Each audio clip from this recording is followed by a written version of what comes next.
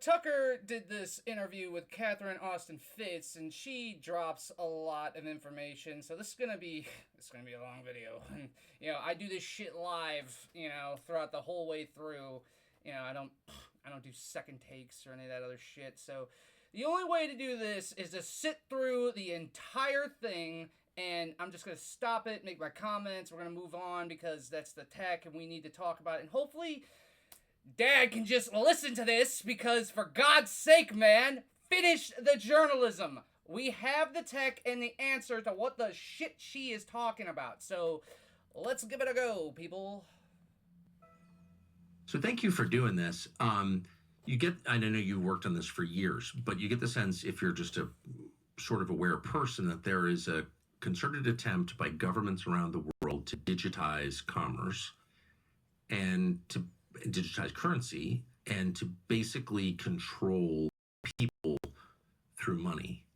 Correct. That's correct. Okay, so that was my first question. Is this happening? Am I imagining it? It's absolutely happening. And what's important to understand, it's been happening for a long time. In other words, this is like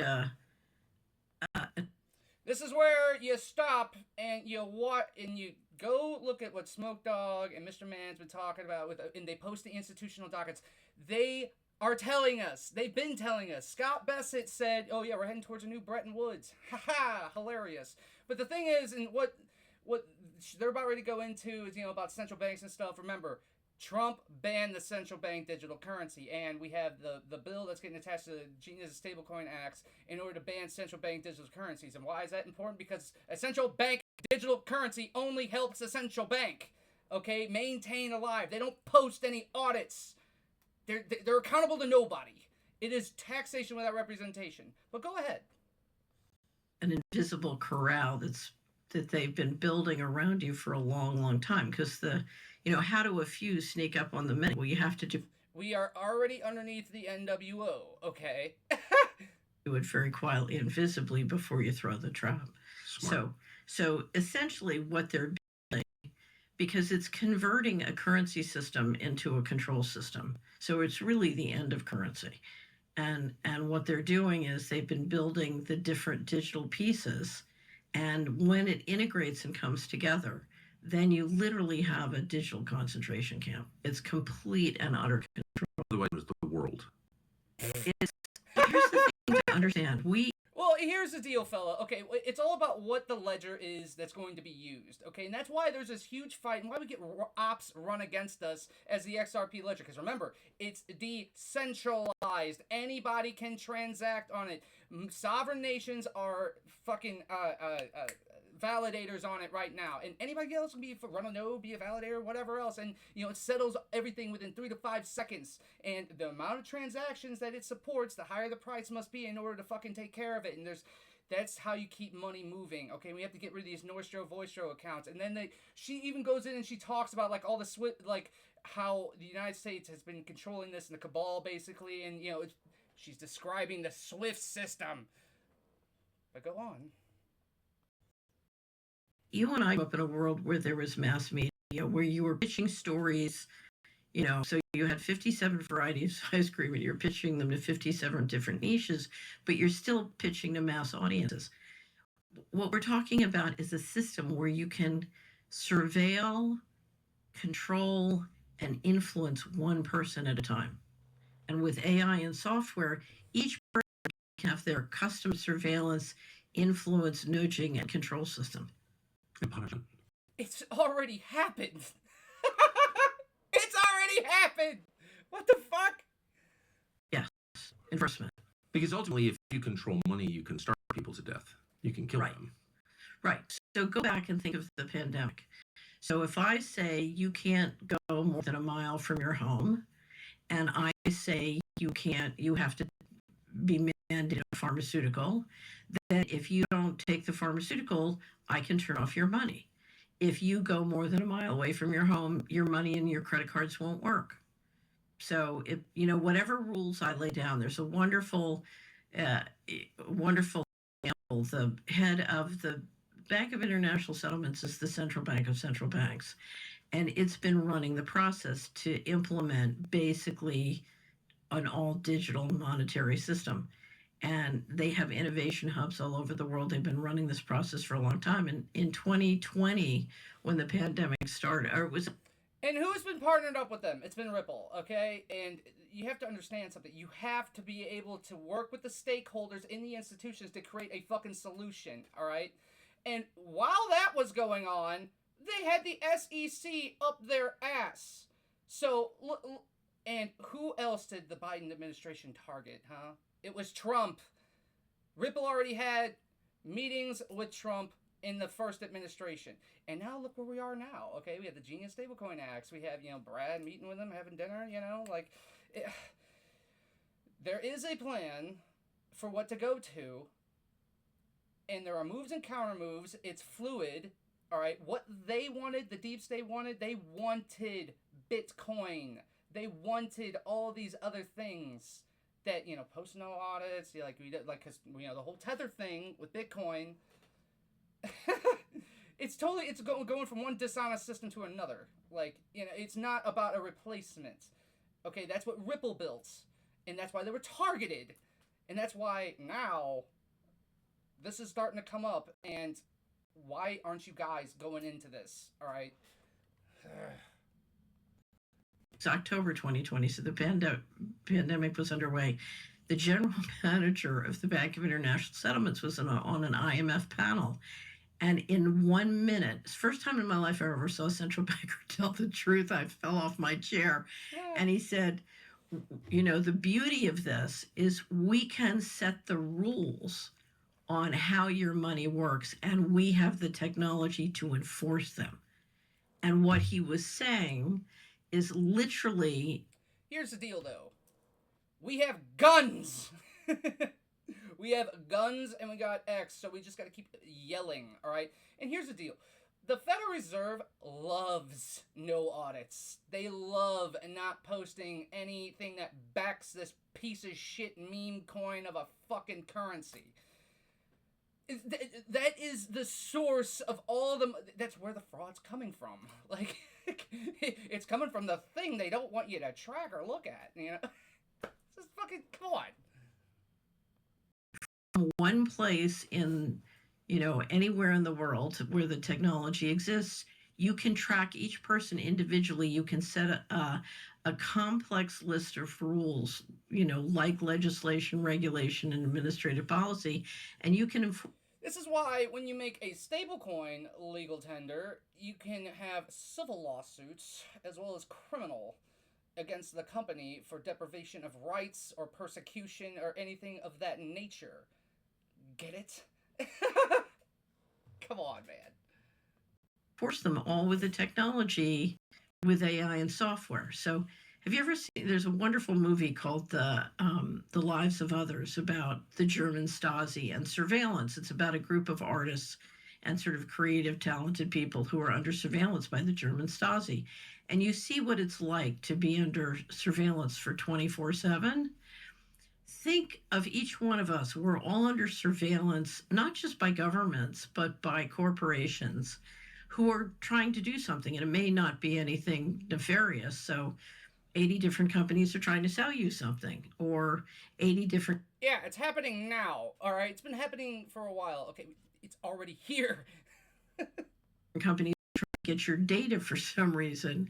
And so they have AI and software bots that track you and follow you and learn from you and try and influence what you do, because they're trying to extract some kind of value from you. And literally think of, being attacked by a swarm of bees. We're surrounded now by a swarm of AI software bots, all trying to learn from us, extract something from us, or get us to do something. Now, when you go to an all digital system, then there's no escape. And then they can start literally to enforce rules. They do now. So what are the manifestations of this that maybe we're not paying attention to or don't perceive for what they are? So look at what they did to the Canadian truckers. We don't like what you're doing. We cut off your money, and we cut off your friends' money. And if people help you... Been saying that for months now. The ice road truckers, and in Canada, or the January 6th people that the Bank of America just fucking debanked. And what did the Fed just get called out for in Congress for reputational risk for conservatives, and they're debanking them from exchanging in the Fed system? Like, this has already fucking happened. All right, we need a solution to get out of it, and a decentralized ledger which we can all transact on, that hosts a stablecoin upon which we can declare as legal tender, that posts audits, that we know exactly what is in circulation at all points in time. That is the answer here, okay? Because it's the fraud. That's where all of the corruption is coming. How they're financing it. Look at the USAID money. Look at George Soros and how he uses that seed for the NGOs, and then all of a sudden he just putting fucking prosecutors in these deep ass cities and shit. Let's go. Come on. Cut off their money too. So I've known so many different people around the country who've been debanked. We just got legislation passed in Tennessee that a bank over a certain size couldn't debank someone for political or religious reasons. And you're one of the things that's happening. There's no such federal law. Not that I know of, but Not I haven't yet. looked. I've been working with the states because ultimately the one power currently under the Constitution in the United States that can stop this, the powers not delegated to the federal government by the states are reserved to the states. In other words, the states are technically more powerful than the federal government. And under the Constitution, they have the power to override the federal government on many different issues, including healthcare. And so one of the Important point here, all of the politicians that we got in office right now, I mean, we don't know if it was actual legitimate elections, But that's why Trump, we have the SAFE Act that got passed in the House. It needs to go through the Senate. It'll get signed by him, but he made that executive order anyway in order to sew up the elections, use the fucking federal dollars as a hostage, basically get them, take the non-citizens off the voter rolls. We have all these immigrants getting, flown out of the country, and, that's going to keep increasing. Now we're starting to arrest judges, too, that are breaking the fucking law. All right, so it is all about us asserting our sovereignty as people through the law, through politics, and supporting this guy that got shot at, and had 3 assassination plots against him. And all of these other people that Trump put in an administration, they've all been targeted in some way, shape, or form by the deep state, the whoever. So all of this is coming with the Genius Stablecoin Acts that are going to be passed, and they're about ready to start talking about the national debt here. And I don't know how long it takes these guys; they go on forever. tensions we see in America is more and more there is a debate between the feds and the states about who has what power. So we've seen a lot of the conservative AGs and treasurers pushing back in a wonderful way, in a marvelous way. The challenge they have is this, and this was said to me by a senator in Northern Ohio has one of the best groups of sort of freedom fighting legislators in the country. And as you probably know, because you know Montana, it's very beautiful. And You talk about Montana? Idaho. Idaho. Okay. But it's right, it's right next to Montana. So one of the Idaho senators said to me, he said, my problem, every time I fight to implement the Constitution, he said, what I learn is every year we send $1 to Washington, and every year Washington sends back $1.19. And when I say I want to implement the Constitution, my constituents say to me, I'd rather have the 19 cents. Yeah. So what we've been watching literally since World War II is the federal government and a very, largesse, both monetary and fiscal policy, buying people out of the Constitution and buying the whole the federal government is right now operating so far outside the law. It's, how unbelievable it is. So that's the challenge before us. If we want to be free, we're going to have to decide we're not going to let ourselves be, it's like being sort of walked into. It's like Michael Collins said, a great Irish patriot during the Irish War of Independence. He was also in the Easter Rising. All we have is our refusal. That's it. All right? Unsubscribe from the feds. It's all fraud. All right? They're all bullshit. Like, Take and this is why we got the ERS that's coming, all right? And Trump's already talking about, let's take taxes down. It keeps increasing, from 150 to 200,000, like, getting rid of the income tax and but the point is that external revenue service, and we have to have a method by which we're going to collect all these tariffs. And what is tariffs besides a cross-border payment? And what is the method by which those cross-border payments are going to be processed? And can we take a yield from it? And that's exactly what XRP is designed to do. So once Ripple is going to probably pay that SEC fine into 50 million, probably in XRP, it's going to go in a strategic stockpile. They're going to deploy it, and we're going to start taking yields really fucking fast. Fuck. I get a control file on. So there are thousands of different ways of nudging, buying carrots and sticks to get everybody into the control, into the trap. And what is so insidious about this is much of the marketing plan is invisible, and it really is crafted one by one. The odds seem overwhelming against the average person in a system that you just described. So how far I like the tech. Are we from not being able to exercise constitutional freedoms? So I don't know how many years. They're clearly pushing to have this done by 2030. And, what I do have to say is if you look at what it takes to stop it, I believe they're going to fail. Now, what I don't underestimate is how much damage they could do. And the failure may not come in time to save America. So if we could just stop and define terms, who's they? The central bankers. Yes. Right. So we have a democratic republic, or we have a republic in A central bank digital currency only keeps the central banks alive, okay? If we can use a stable coin as legal tender that has to post audits that is trackable, unfortunately, that puts the bad people on the fucking ledger. They don't want audits, okay? And everyone, I know what you guys are thinking right now. You guys are thinking, well, if I want to buy, a gun with, serial numbers filed down because the government's after me. Most of you are not Jason Bourne, okay? It doesn't matter. Most of you are not criminals, okay? So it doesn't matter. You're already tracked by these fucking people.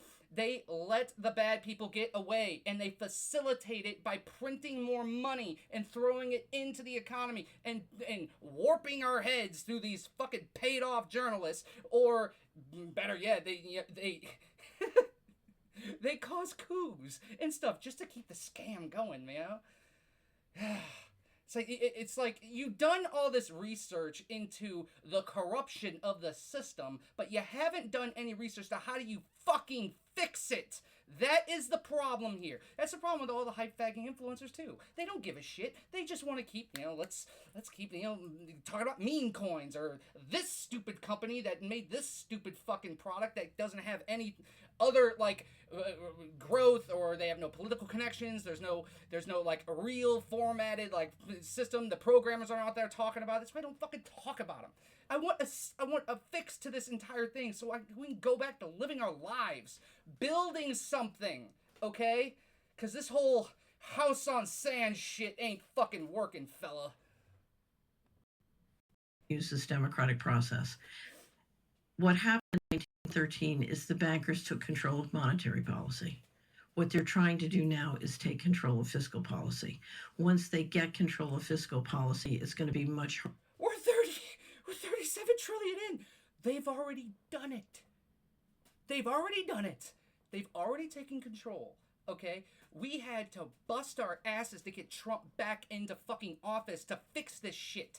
And we had to go through assassination plots and stuff, and he got shot at, and we all were fucking targeted, the vaccine mandate I had to fucking escape from. It's sometimes I wonder, why aren't they actually living in reality?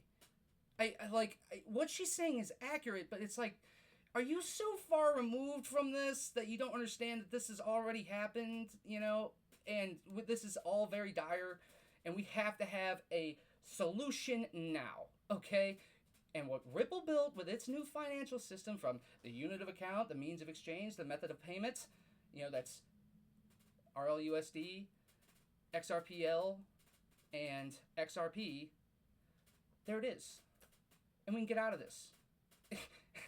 Like we all we have is a refusal, all right, to just play in this stupid fucking system. Harder to reverse it. Can you? I'm going to ask a series of really dumb questions. Okay. Yeah. I hope you'll indulge me. What's the difference? Taxation without representation. But between fiscal and monetary policies. Okay, monetary policy is I control the process by which currency is issued, including through credit. Yeah, So money I print. generally govern and control credit issuance. Yes. And from that, the currency, the creation and management of the currency. Fiscal policy is when I control the taxes and the borrowing of the U.S. government. Now, because the central bank basically operates the borrowing, it's the borrowing is shared. But this comes down as this is the Boston Tea Party moment. Can they tax without representation? So I'll give you a little story. During the Biden administration, Biden nominated somebody for control of currency who was ultimately not approved. The Republicans in the Senate killed the nomination. Before she was nominated, 3 weeks before, she wrote an article in the Vanderbilt Law Review that said the great thing about central bank digital currency, in other words, an all digital currency system, is you have the perfect tool to deal with inflation. If inflation gets out of hand, you just freeze everybody's bank accounts. Nice. Hilarious. Right. So it's so. And inflation is a creation of monetary. It's the effect of monetary policy. It's like some. Yeah, and it's wildly uncomfortable, okay? It's wildly uncomfortable, and it's already happened, and it's getting worse. Look at every single metric in the economy. Everything is getting worse, and Trump is trying to fix it, by reshoring the manufacturing or nearshoring it for all of our strategic materials, and, trying to get Greenland, Panama Canal, all this other stuff to build us up for the next 20 fucking years. But we're already sitting in the wreck. Like... This is why, when I was watching this, man, earlier, I was just like, dude, I gotta make this fucking video. Something that somebody did to you. Well, there are two things that cause inflation. So one is monetary policy, managing monetary policy in a way that creates monetary inflation. But you also have, and we're going through it now, what I call deglobalization, where you have real increases in the cost of goods. So my cost of goods are going up, and it's not because they're issuing, too. Yeah, it's because they manufactured overseas. And another thing that's causing inflation is the fact that the BRICS are settling in their own fucking currencies or in something other than the dollar, okay? So therefore, there's more dollars getting dumped onto the fucking market. And, it's all going up and down like a yo-yo lately because, Trump's trying to fucking teabag everybody to get them, get in line. And China's trying to, everyone be on our side. Even though, like, the Communist Party is they're just scumbags, that try and get these other countries into loans that they know they can't pay off. I mean, we do the same shit too, but it's like, at least Trump is like, well, them guys that made those deals, they were trying to fuck you over. We're going to try and build you up, and, we'll have a simpatico relationship. Too much currency relative to growth. It's because we are reversing globalization. Globalization created a whole lot of lower costs for a variety of reasons. So if you had severing of supply chains, for example, that would cause inflation because it just costs more to get the materials and the goods. Right. And it's not just higher prices. It's, some products, a lot of products stop being economic and just go away. Mm-hmm. So, when you hiccup supply chains, especially if you do it by shock doctrine or shock and all, which is what we're watching now, it wreaks havoc. So think of it like a flotilla of ships that need to turn. If the aircraft carrier doesn't let everybody know they're turning, then the boats aren't ready to turn, and you have boats smashing into each other. You sink a lot of ships doing that. You sink a lot of ships. Mm-hmm. So leaving aside whether that was wise or not, that's what we're doing. Right. So you get inflation out of that. Of course, you're absolutely right. If oil prices go up, you get inflation. Right. And that deglobalization started in the financial crisis. So, so it's accelerating now, but it's not that. Suspiciously, the launch of Bitcoin. Who's Satoshi? Where are the bags? It's just a dirty financial bomb. Why? To get it into the treasuries. That's when Satoshi's going to pull that bag, or really the intelligence agencies, in order to crash everybody, or at least hold a gun to their head, say, look, we're going to pull this fucking thing if you don't do what we fucking tell you, and you've already made loans off of it, off this fucking asset that you think is going to go up, just based on faith. Like... It's slow. It takes too much fucking power. It's not being, accepted cross-border. But yes, it's a store value. We just started it. How did it start in 2008? Yes. Because why? Because for several reasons, but one is we were trying to exercise more and more control through the dollar system. And we've always exercised a lot of power. Oh, you mean like kicking Russia out of the SWIFT system that they're still kicked out of? They're still highly sanctioned, and so are all these other nations, and they're just like, we don't like this shit no fucking more, man. And the blockchain cat is out of the bag. Like, it's out of the bag, all right? The DLT cat is out of the bag. And we like the tech, okay? I want audits for my money, all right? For the issuance of it. This shit needs to stop, and it's all coming from the Fed. But we need a solution, and Ripple's the only one that fucking built one, and they're targeted by the government, and they have all the relationships, and the meeting with Trump, and there's so much here, Tucker. You need to take a look at it, all right? I'm trying to explain it to you, and hopefully my people, all of you, get it to you, all right? Because, they all think I'm your son. I can't imagine why.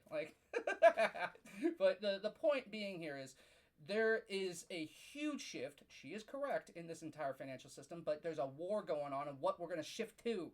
And that's why it's so important for this information to get out to every single person, and why I'm the only guy that's actually fucking doing it, because these other people want to just distract with merch and classes and all this other bullshit, instead of just talking to the American people about the actual things and how they're all connected, the blackmail, the levers, the Epstein, the this, the that, the CIA, all linking back to the fucking Fed. Meanwhile, we all got fucking poisoned by either the big pharma or the fucking food. And it's been going on for generations now. We've all been stolen and poisoned from their lives fucking ruined. So we're sitting in the wreck of this shit, okay? And it's wildly uncomfortable. So take a listen, okay? Control and extracted a subsidy from the dollar system. But you have more and more people trying to get out of the system. And the financial crisis, the Asian crisis in 97 was a real wake up to Asia. You need to create more resiliency. But more and more things happened. And then in 2008, it started to accelerate with the creation of as the BRICS started to organize and work to sort of pull out of the dollar. So the idea was, you've got a world economy based on the dollar. The people who issue and administer the dollar are not running things responsibly. Therefore, we need a separate safe haven. The people running the dollar system want a unipolar model. Yeah. The U.S. wants a unipolar model, and we don't want to be part of a unipolar model because we don't want, if you look at the level of subsidy they're extracting. A decentralized Oh my God, why haven't you dug into this? I don't get it, Catherine. It's all out there. We don't want that level of subsidy extracted. And if you look at some of the rules and regulations, we don't want to be a part of it. So we in India, I don't know if you ever saw it, one of the greatest explanations of globalization ever given. Sir James Goldsmith came to the United States in 1994, and he did an interview with Charlie Rose, and he described why we should never approve the Uruguay round of GATT and institute the WTO. And he, to this day, he nailed it perfectly. If you could summarize his argument, what would it be? He said, we are going to hollow out the middle class in the West. And we are going to devastate our culture. Ultimately. Culture. Yes, our culture. We're going to devastate our culture, and we're going to devastate the quality of the food supply. He said that? Yes. So now those are my words of way of saying it. You should watch it. And I think to this day, I think it's the best description. And if you read my online book and you listen to Sir James Goldsmith, what we both describe is the fact we knew what we were In other words, the leadership knew that this would destroy and devastate the West. So why'd they do it?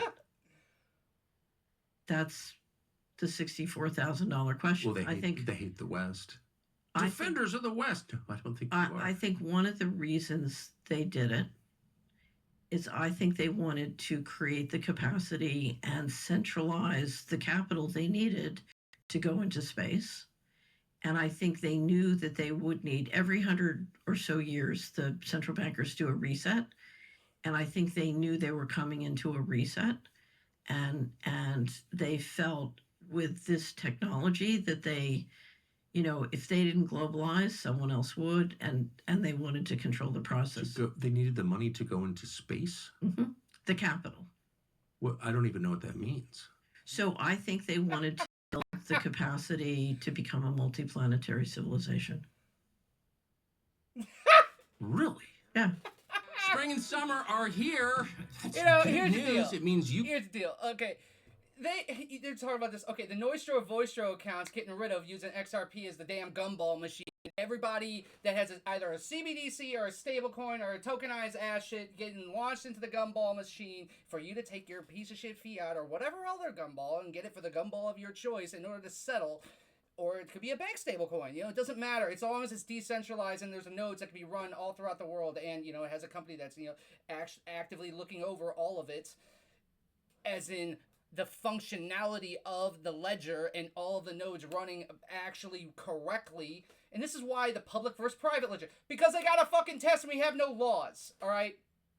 Have no laws. That's why they fought the laws the entire time. They didn't want this to come. That's why Oregon is doing what they're doing in order to, beat this dead horse about, are we gonna, is selling of XRP a fucking security? If you guys track all of the ops that have getting run, ever since I started doing this, every 6 months, every 45 days, it's the public versus private thing. It's we got the chart facts coming up. It's like, these are ops to distract from this tech because of the threat that it is to the central banks. I never heard anybody say that. I had no idea that was happening. So I didn't become convinced of that in 1994. I became convinced. Were you still working for the federal government in 94? My company was the lead financial advisor for the Department of Urban Development. And I was trying to clean up the mortgage corruption. And what I ran smack into is that they were clearly and intentionally setting up the infrastructure to dramatically increase mortgage fraud. Intentionally. Mortgage fraud is a public-private partnership between the New York Fed member banks and the federal government. It's all a scam. So the Treasury and the Fed were clearly engineering a massive new mortgage bubble. And essentially, I was doing a series of things. And that mortgage bubble was going to centralize capital. And I was working on a whole plan coming out of the Bush administration. We were taking all our profits and investing in building a software infrastructure that would help communities decentralize political and economic power, but in a way that would create new great wealth. And one of the projects we had was we were working with, I had a subsidiary that had a project working with the top pension fund leaders in the country.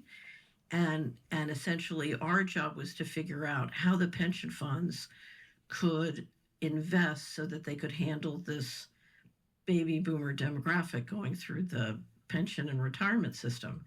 And how we could do it, how they could invest their money, because they're at such a size that it would be good for America. How do you build a stronger America in a way that helps the baby boomers, live in retirement? You get rid of the Fed. I made a presentation in the spring of 1997 we were at a big money management firm outside of Pennsylvania, and one of the board members was a money manager who worked with a lot of the pension funds. And so we had all these top corporate and state pension fund leaders, and I made a presentation. We had done a simulation of re-engineering the Philadelphia economy to achieve this. And the top pension fund leader looked at me and he said, "Oh my God, this is very similar to what we tried long ago and it didn't work." And I said, "You didn't have the internet. You didn't have the tools to get the..." And you don't have the internet of value either. So as long as these are just tinkering around the edges of things, you have to get rid of the money printer of lies. That's where the illusions are coming from. It comes from the very basic start of it all, which is, can you create wealth out of nothing? That is the original lie of the Federal Reserve. That's the original lie of the money printer and the creation of money and credit. And it's therefore after that you can allocate it all to your friends and push whatever fucking narratives that you want with it, or engineer some sort of regime change across the world in order for them to keep the illusion going. All right. Everything else is tinkering with the real problem. This is what I can't stand about a lot of commentators, man. Like, everything they talk about is just tinkering. Tinkering. Let's do these slow baby steps. No, motherfucker. We are $37 trillion in. There's threats of war everywhere. There's, we have a deep state cabal that's, probably a fucking Satanist thing. That's what at least the Hollywood types want us to, that's what they're portraying to us, So we have to get rid of it. We need a solution. Damn, Catherine. Come on. Aren't you, like, you put it together, but yet it's like, you're not living under this, man. Like, this sucks. Alright, it fucking sucks. And we have a solution. And all we need to do is use the motherfucker.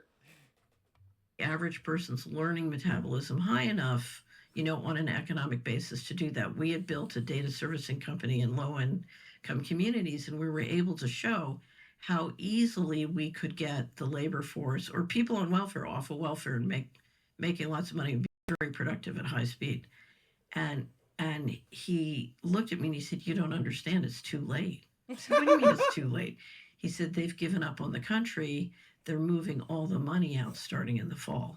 He said, "You've got to get to Nick Brady." Nick had been I had been a partner at Dillon Read, and Nick had been the chairman of Dillon Read before he became Secretary of Treasury. And at that point, Nick is out, but, sort of involved. Anyway, he said, you've got to get to Nick and let him know it's not hopeless. This can all be turned around. And I thought he meant we, the pension funds, have been instructed to reinvest equity and reallocate our equity into the emerging markets, which made sense because they had a much higher growth rate. What I didn't realize then was, and I realized shortly thereafter, in October of 1997, that's the beginning of the 1998 fiscal year, huge, enormous amounts of money started disappearing from the U.S. government.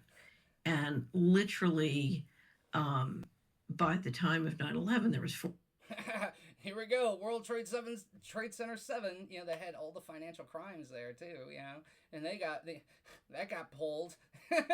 And then, the one area of the Pentagon got hit where they were doing the audit where, Rumsfeld the day before said, "Oh yeah, we don't know where $2 trillion went." Oh man, like some people just don't get my sense of humor. It's gallows humor. Get it?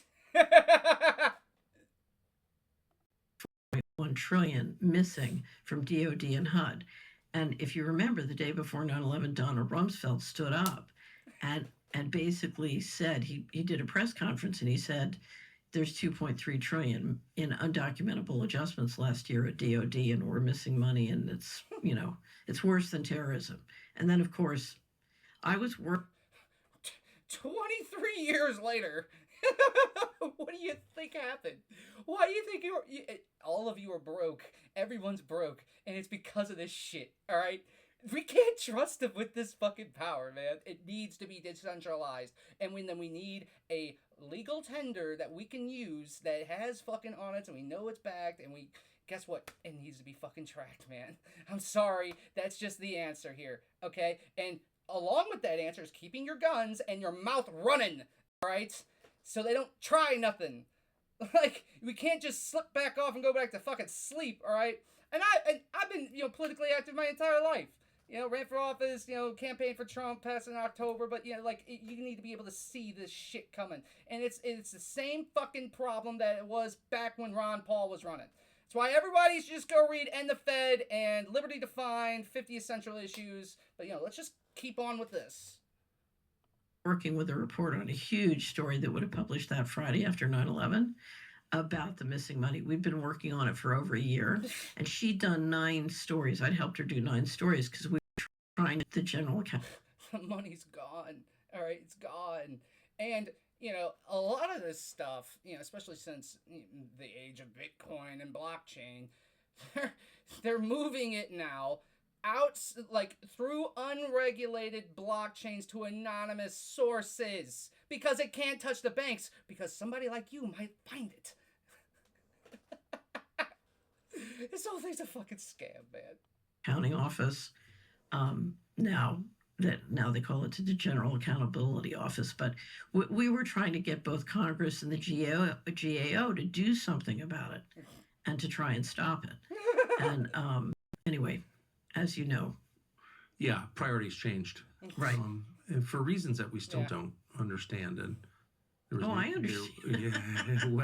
Well, I don't think the average person, I think, sort of thinks, well, maybe there were 19 guys from Saudi or something. I call the Patriot Act the we found the the Control and passport. Concentration of Cash Flow Act.